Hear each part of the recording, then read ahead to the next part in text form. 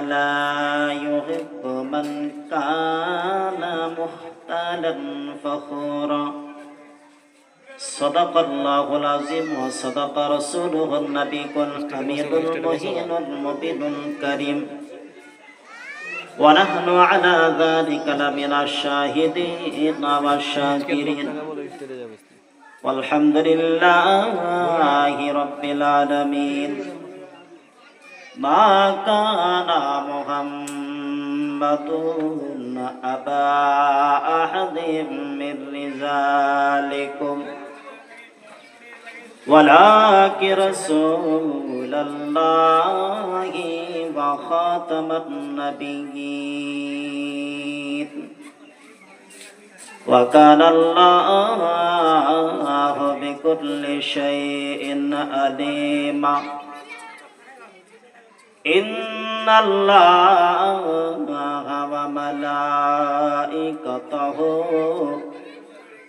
يصلون على النبي يا أيها الذين آمنوا صلوا عليه وسلموا تسليما اللهم سيدنا مولانا محمد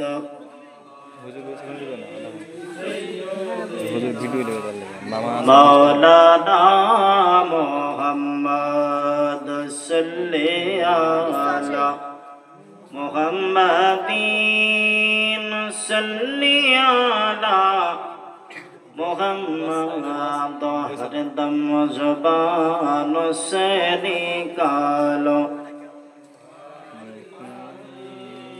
मोहम्मद हरदम ज़ुबान से निकालो शफ़ीआना मोहम्मद सल्लल्लाहु अलैहि वसल्लम अल्हम्दुलिल्लाह যাবতীয় প্রশংসা মহান করুণাময় আল্লাহ রাব্বুল ইজ্জতের জন্য যে আল্লাহ পাক আমাদেরকে আজকের মেহফিলে বসার তৌফিক এনায়েত করেছেন।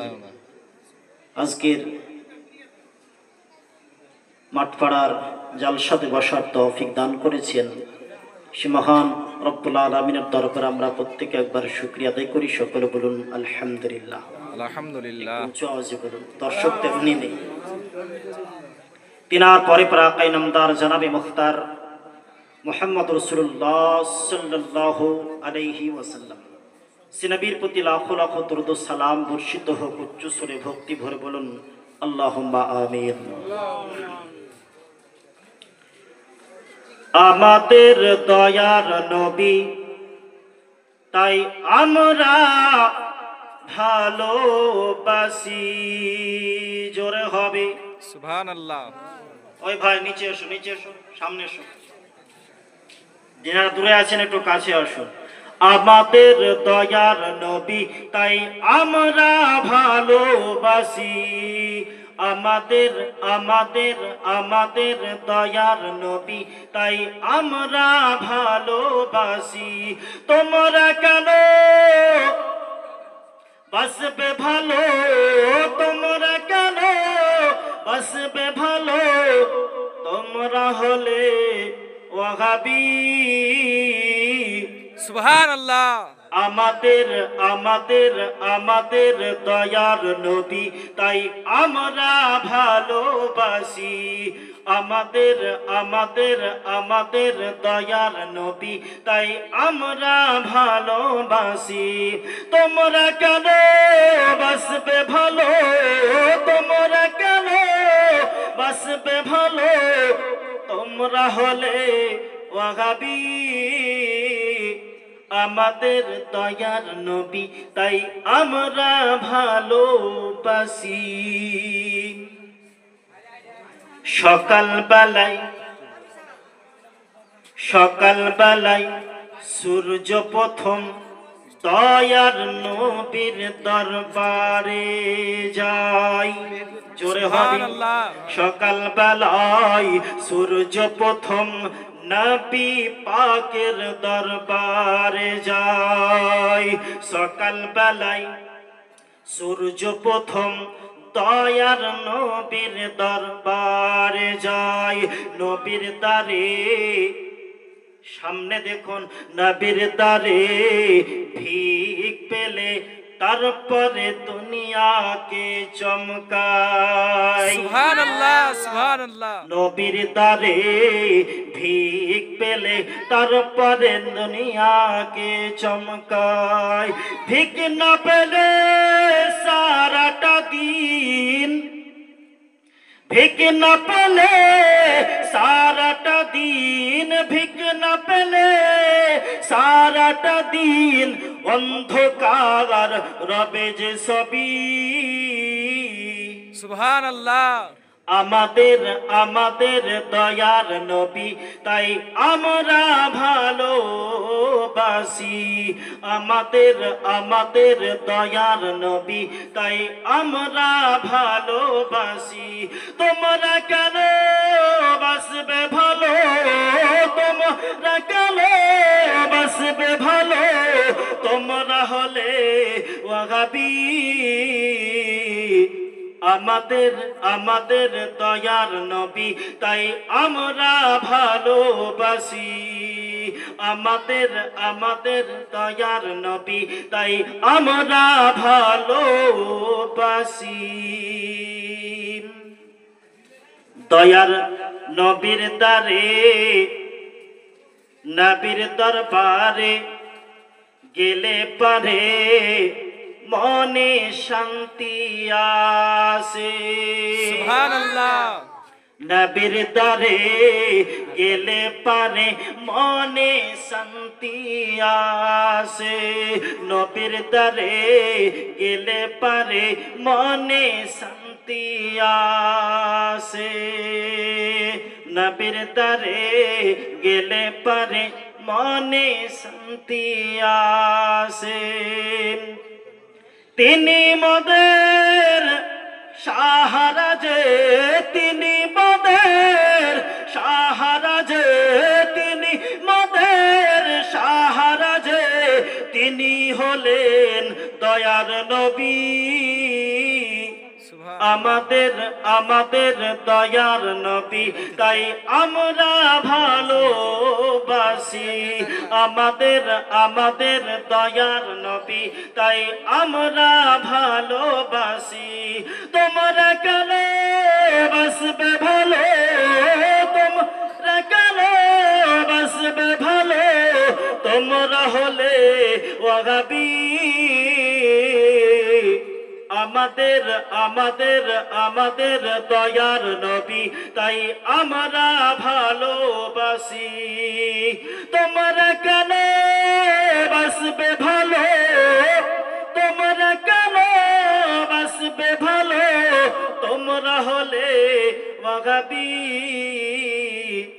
আমাদের আমাদের দয়ার নবী তাই আমরা ভালোবাসি। আমাদের দয়ার নবী তাই আমরা ভালোবাসি। সে নবী পাকের আমরা উম্মত, আখির জামানার নবী।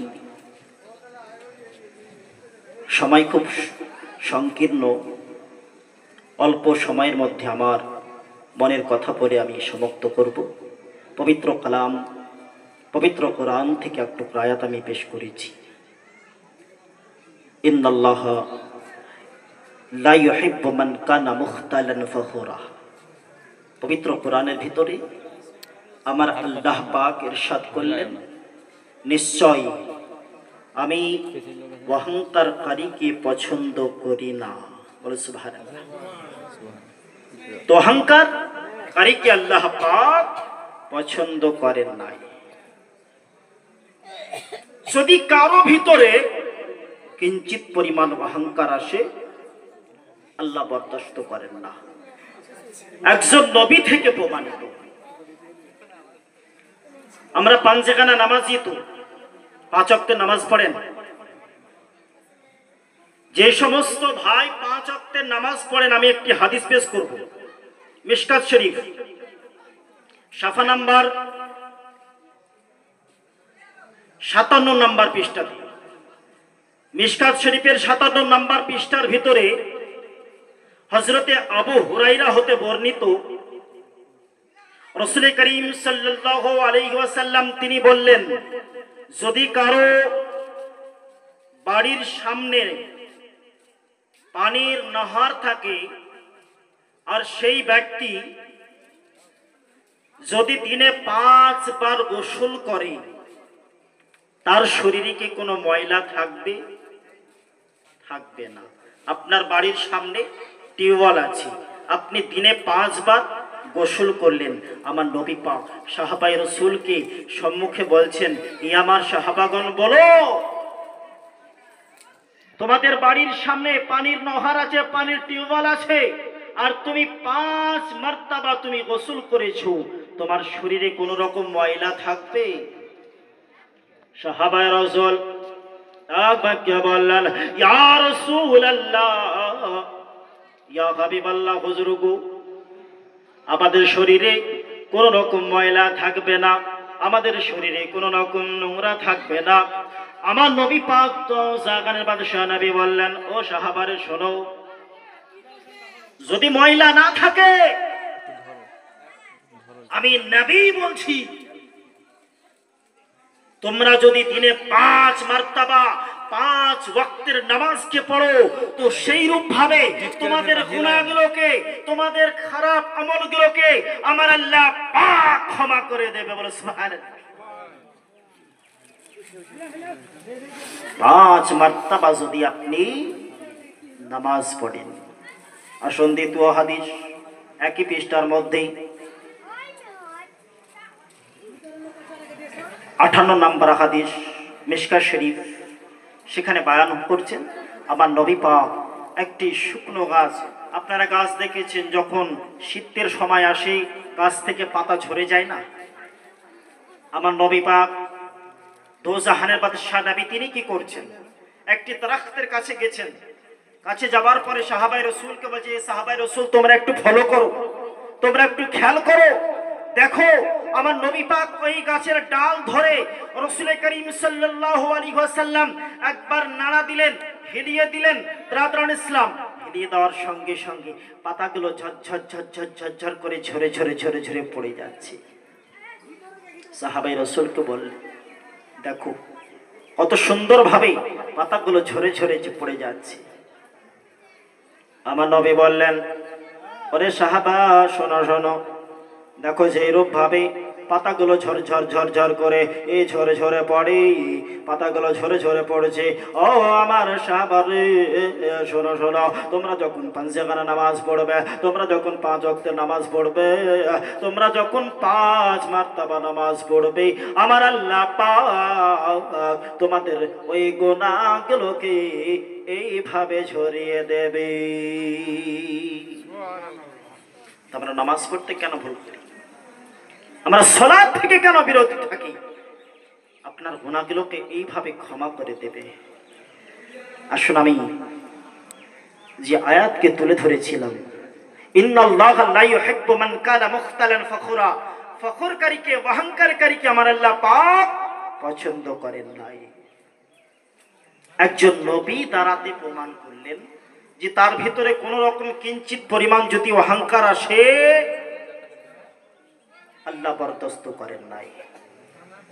হযরতে মূসা আলাইহিস সালাতু ওয়াস সালাম, হযরতে মূসা নবী তিনার কওমকে নিয়ে নসিহত করতেছিলেন, তিনার কওমকে নিয়ে ওয়াজ করতেছিলেন। এমন সময় বাবা একটি শব্দ বলল, একটি শব্দ বলে দিলেন, একটি কথা বললেন, আমার থেকে আর বেশি জাননেওয়ালা কেউ নেই, আমার থেকে আর আমলকারী কেউ নেই, আমি সব থেকে বেশি আমলকারী। এই কথাটা বললেন তিনি।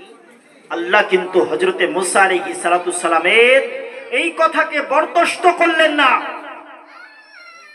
আমার আল্লাহ পাক ডাক দিয়ে বললেন, এ মূসা,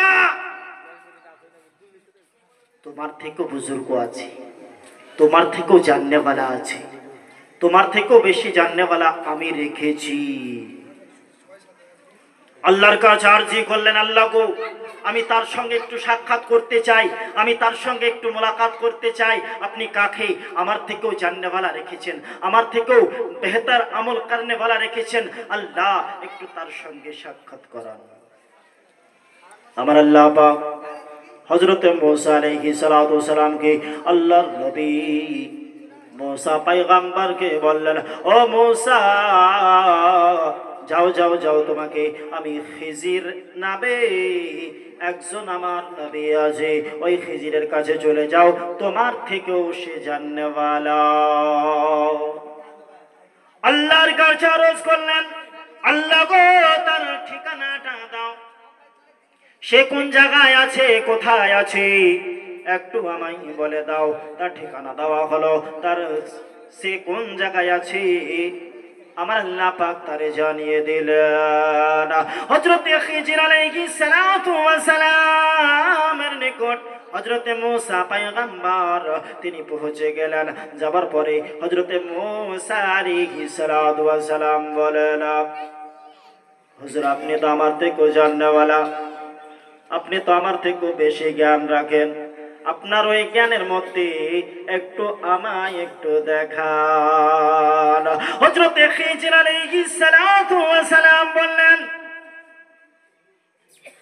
ও মূসা পয়গম্বর, তুমি আমার কাজগুলোকে বরদাস্ত করতে পারবে না, তুমি আমার কর্মগুলোকে বরদাস্ত করতে পারবে না, অতএব তুমি এই জায়গা থেকে চলে যাও, বরদাস্ত করতে পারবে না।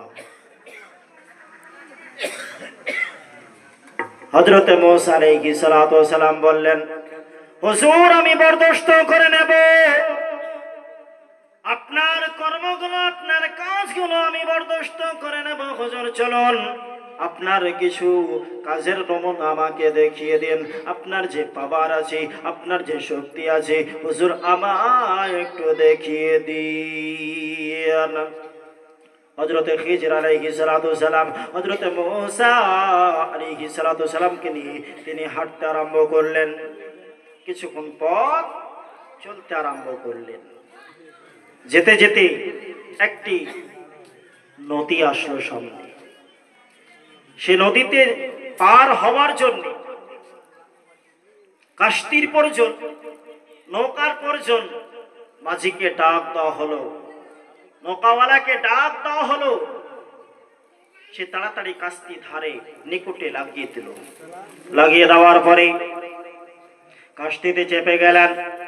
হযরত মূসা আলাইহিস সালাতু সালাম, হযরত খিজির আলাইহিস সালাতু সালাম, তিনারা দুইজন কাস্তিতে চেপে নিলেন। চেপে দেওয়ার পরে তিনারা ওই কিনারায় হয়ে গেলেন।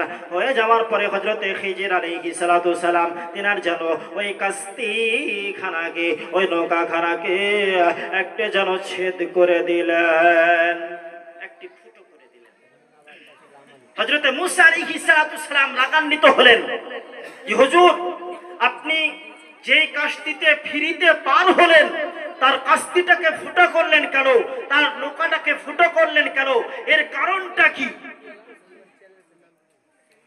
তো হযরত খিজির আলাইহিস সালাতু সালাম তিনি বললেন, ইয়া মূসা, আমি তোমাকে আগেই বলেছিলাম আমার কাজ তুমি বরদাস্ত করতে পারবে না, আমার কর্ম তুমি বরদাস্ত করবে না, বরদাস্ত করতে পারবে না, অতএব তুমি এখান থেকে ঘুরে যাও। হযরত মূসা আলাইহিস সালাতু সালাম আবারও নত হয়ে গেলেন যে, হুজুর, ঠিক আছে, আমি বরদাস্ত করে নিলাম, চলুন সামনের দিকে যাওয়া যাক। ব্রাদারান ইসলাম, হযরত খিজির আলাইহিস সালাতু সালাম তিনি আবারও সামনের দিকে আগাতে আরম্ভ করলেন। কিছুক্ষণ পথ যাওয়ার পরে, কিছুক্ষণ রাস্তা যাওয়ার পরে কিছু বাচ্চা খেলা করছে, কিছু ছেলে খেলা করছে।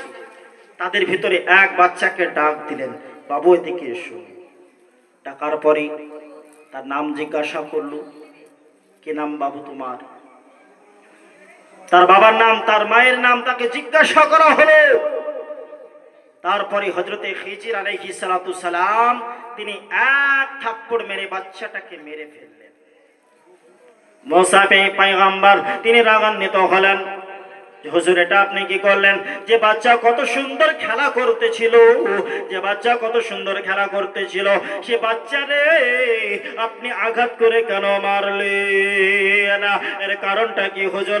আপনি কেন তাকে আঘাত করে মারলেন? হুজুর তাকে থাপ্পড় মেরে তাকে কেন মেরে দিলেন? এর কারণটা কি হুজুর? একটু আমায় বলুন। বলে, ও মুসা, তোমাকে আমি আগে বলেছি তুমি আমার কাজ বরদাস্ত করতে পারবে না, যাও যাও যাও, তুমি এই জায়গা থেকে বিদায় নাও। হুজুরের কাছে আবারও মাথা নত করলেন। হুজুর ঠিক আছে, আপনি সামনের দিকে চলুন, আমি বরদাস্ত করে নিলাম। কিছুক্ষণ রাস্তা যাওয়ার পর একটি গ্রাম আসলো, তাদেরকে খিদা লেগেছে। হযরতে খিজির আলাইহিস সালাতু সালাম এবং হযরতে মুসা আলাইহিস সালাতু সালাম তাদেরকে খিদা লেগে গেছে। তিনারা ভোকা পিয়াসা তিনাদের পেয়েছে। গ্রামে কয়েকজনের বাড়িতে গেলেন, কিন্তু সবাই একই কথা, তাদেরকে তাচ্ছিল্য করে তাড়িয়ে দেয়। মেহমান হিসাবে কেউ গ্রহণ করলো না, মেহমান হিসাবে তাকে কেউ মেনে নিল না, মেহমান হিসাবে তার খাতির যত্ন করলো না, সবাই দূর দূর দূর দূর করে তাড়িয়ে দিল। ব্রাদারান ইসলাম, যখন গ্রাম থেকে তিনারা খিদা অবস্থায় পিপাসা অবস্থায় গ্রাম থেকে বেরিয়ে গেলেন, ব্রাদারান ইসলাম বেরানোর সময় দেখছেন একটি দেওয়াল তেড়া হয়ে আছে, মানে পড়ে যাওয়ার মতো দেওয়ারখানা পড়ে যাচ্ছে। ব্রাদারান ইসলাম, তো সেই সময়তে হযরতে খিজির আলাইহিস সালাতু সালাম তিনি কি করলেন? ওই দেওয়ারখানাকে, ওই দেওয়ালকে ব্রাদার নিজের হস্ত দ্বারাতে, নিজের হাত দ্বারাতে হযরতে খিজির আলাইহিস সালাতু সালাম তামির করে দিলেন। ব্রাদারান ইসলাম, হযরতে খিজির আলাইহিস সালাতু সালাম ওই দেওয়ালকে সোজা করে দিলেন। মুসা পয়গম্বর বলেন, হুজুর যে গ্রামের মানুষ আপনাকে এক ফোঁটা পানিও দিল না, আপনি তার জন্য তাদের দেওয়ারকে আপনি ঠিক করে দিলেন, এর কারণটা কি হুজুর? আপনাকে যেই গ্রামে খেতে দিল না হুজুর, আপনি সেই দেওয়ারকে ঠিক করে দিলেন, সেই দেওয়ারকে সোজা করলেন, এর কারণটা কি হুজুর? মুসা পয়গম্বরকে বললেন, তুমি আর সামনে দিকে যেতে পারবে না, আর বরদাস্ত করতে পারবে না, যাও যাও যাও, তুমি এই জায়গা থেকে তুমি ঘুরে যাও, সামনে আর তুমি বরদাস্ত করতে পারবে না। কিন্তু শোনো, প্রথমে যে আমি কাস্তিকে ফুটো করেছিলাম তার একটু মাজরাগুলো শুনে যাও। কেন ফুটো করেছিলাম, এর কারণটা কি, একটু শুনে যাও। হযরতে খিজির আলাইহিস সালাতু সালাম বললেন, ও মুসা পয়গম্বর শুনো শুনো, ও মুসা নবী, আল্লাহর নবী মুসা আলাইহিস সালাতু সালামকে বললেন, আমি প্রথমে যে কাস্তিকে ফুটো করেছিলাম, আমি যে কাস্তিকে ছেদ করেছিলাম, আমি কাস্তিতে যে ফুটোটা করেছিলাম তার কারণটা হলো একজন গরিব সন্তান ছিল, একজন এতিম ছেলে ছিল, তার ওই কাস্তি সে নতুন কাস্তি বাবা বানিয়েছে, সে নতুন কাস্তি তৈরি করেছে, নতুন কাস্তি তৈরি করেছে, আর তার অপোজিট দিকে একটা জালিম বাদশা দাঁড়িয়েছিল। তার কাজ ছিল, তার কর্ম ছিল তাদের মানুষদের ভালো ভালো জিনিসকে ছিনিয়ে নেওয়া, ভালো ভালো কাজ থেকে ছিনিয়ে নেওয়া, ভালো ভালো কাজ থেকে নিজের বানিয়ে নেওয়া। বাবা হযরতে খিজির আলাইহিস সালাতু সালাম বললেন, ও আল্লাহর নবী মুসা আলাইহিস সালাতু সালাম, শুনো শুনো, আমি এই কারণে ওই ছেদ করে দিলাম, আমি এই কারণে ফুটো করে দিলাম, এর কারণটা হলো ওই কাস্তি যেন জালেম বাদশা না নিতে পারে। যদি খোদ থাকে জালেম বাদশা সেটাতে কিন্তু কবজা করে না, যদি কোনো ছেদ থাকে সেটাতে কবজা করবে না। মুসা আলাইহিস সালাম, এ মুসা নবী, আমি এই কারণে তার কাস্তিতে একটা ছোট্ট ছেদ করলাম, একটি ছোট্ট ফুটো করলাম, এর কারণ হলো তার কাস্তি যেন সে না নিতে পারে, তার জন্য আমি ছেদ করেছিলাম। বলে, ঠিক আছে হুজুর, এটা তো বুঝলাম, দ্বিতীয় যে বাচ্চাটাকে আপনি আঘাত করলেন, বাচ্চাটাকে আপনি মেরে ফেললেন, এর কারণটা কি ছিল? হযরতে খিজির আলাইহিস সালাতু সালাম বললেন, ও আল্লাহর নবী মুসা পয়গম্বর, শুনো, আমি যে বাচ্চাকে আঘাত করেছি, আমি যে বাচ্চাকে মেরেছি, আমি যে বাচ্চা সন্তানকে আঘাত করেছি, ওই বাচ্চার কপালে লেখা ছিল কাফির। বড় কাফেরদের সর্দার হতো, বড় হয়ে সে কাফের হতো, সে সর্দার তৈরি হতো, এবং তার মা বাবা একজন মুসলমান, তার মা বাবা দুইজন ইমানদার আছে, তাদের ইমানকে নষ্ট করে দিত, তাদের ইমানকে নষ্ট করে দিত, তাদেরকে মুসলিম ধর্ম থেকে হিন্দু ধর্মতে করে নিত, তার ধর্মতে করে নিত, সে অন্য ধর্মতে তার মা বাবাকে করে নিত। তার জন্যে আমি ওই বাচ্চাকে আমি আঘাত করে ওই বাচ্চাকে আমি মেরে দিলাম। তার কারণ হলো এটাই যে তার মা বাবার ঈমান যেন বেঁচে থাকে, তার মা বাবা যেন সঠিক জায়গায় থাকে। মারলাম, তার সঙ্গে আমি একটি দোয়াও করলাম যেন ওই মা বাবাকে যেন আরো একটি নেক সন্তান দিয়ে দেয়। বলে হুজুর দুটো তো বুঝতে পারলাম, তৃতীয় কারণ, যে গ্রামে আপনাকে তাচ্ছিল্য করলো, যে গ্রামে আপনাকে খেতে দিল না, যে গ্রামে আপনাকে এক ফোঁটা পানিও দিল না, তারা দূর দূর করে তাড়িয়ে দিল, হুজুর আপনি তাদের দেওয়ারকে তামির করলেন, তাদের দেওয়ারকে আপনি সোজা করে দিলেন, তাদের ঘরকে আপনি মেরামত করলেন, এর কারণটা কি হুজুর? মানে শুনো, ওই ঘরটা হলো দুই এতিম সন্তানের ঘর, তারা এখনো নাবালক আছে, তারা এখনো নাবালক আছে, দুই এতিম বাচ্চা, এতিম সন্তান, তারা এখনো নাবালক হয়ে আছে। কিন্তু তাদের বাবা যেন ওই ঘরের দেওয়ালের নিচে কিছু মাল রেখে গেছি, দেওয়ালের নিচে কিছু খাজানা রেখে গেছে। আজ যদি দেওয়াল যদি পড়ে যায়, ওই এতিম সন্তানগুলো, নাবালক সন্তানগুলো তারা খাজানা পাবে না। তাই আমি খিজির আলাইহিস সালাতু সালাম ওই দেওয়ারকে সোজা করে দিলাম, ওই দেওয়ারের তামির করে দিলাম, ওই দেওয়ারকে আমি মেরামত করে দিলাম। এর কারণ হলো এটাই কি, যাদের হক ওই এতিম সন্তান বালক হওয়ার পরে তারা যেন তাদের আমানতকে তারা নিজের করে নিতে পারে। বলে সুবহানাল্লাহ, দরুদ পড়ুন, আল্লাহুম্মা সাল্লি আলা সাইয়্যিদিনা মাওলানা মুহাম্মদ ওয়ালা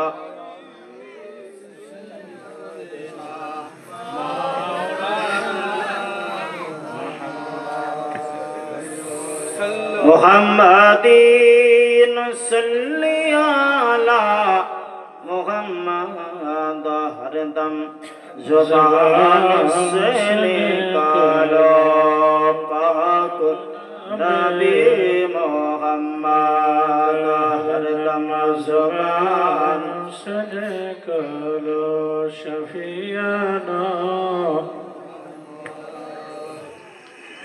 কবরে হাসরে কি হবে আমার, কবরে হাসরে কি হবে আমার। মুসিবতে না পাই যদি, মুসিবতে না পাই যদি করোনা তোমার, কবরে হাসরে কি হবে আমার, কবরে হাসরে কি হবে আমার। আছি গো ডুবে আমি পাপেরি সাগরে, আছি গো ডুবে আমি পাপেরি সাগরে না জাহানি কি হবে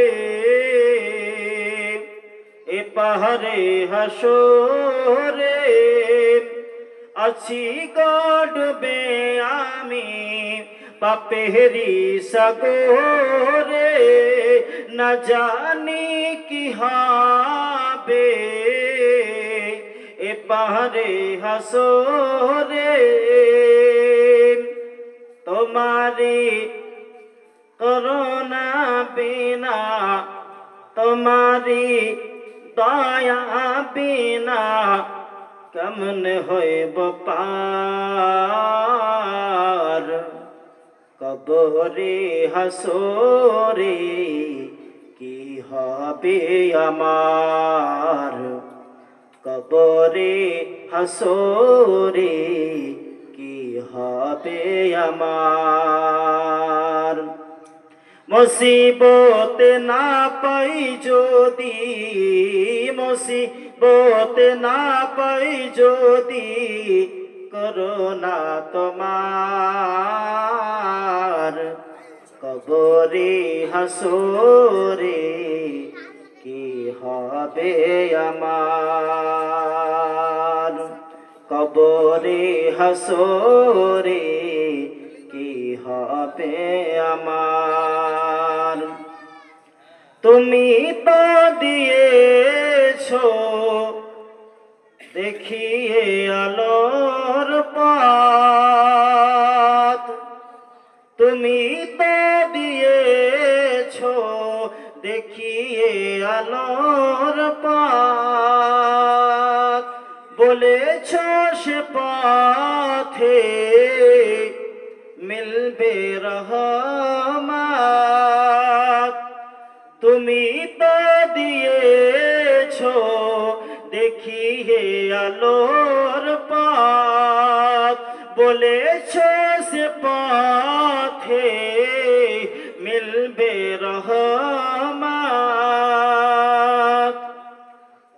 কেন আমি চলি ভুল পথে কেন জীবন করলাম ভুল পথে কেন জীবন পার করিলাম ভুল পথে কবরে হাসরে কি হবে আমার কবরে হাসরে কি হবে আমার শ্রদ্ধেয় সম্মানীয়